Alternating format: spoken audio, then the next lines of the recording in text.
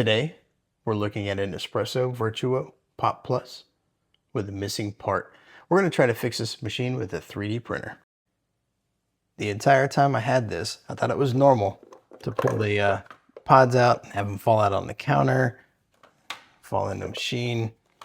That was until I saw somebody else's Nespresso that had a bin on the inside of this holder that retained the pods and made it easier to dump out your old pods in like a recycle bag. I feel like this is exactly the kind of thing a 3D printer could fix. I'm going to go to Tinkercad and see if we can design a replacement bin and make dealing with these used pods a bit easier. Okay, we have version 1 here. My first attempt, I went for maximum volume. I designed it to go all the way to the bottom of the holder, and it does hold a lot more pods, but coffee residue makes it down in here under this tray, makes a bit of a mess. So I'm going to take you along into Tinkercad, and we are going to raise it up, flatten the bottom, add some drain holes, and go for version 2. Here's a look at the measurements and changes in Tinkercad. We've got those drain holes and the flat bottom.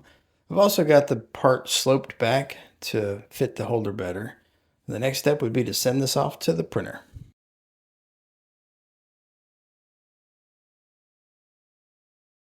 Well, we just printed up version 2 of the drain bin for the Nespresso.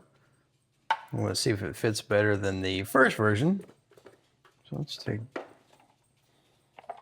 this one out.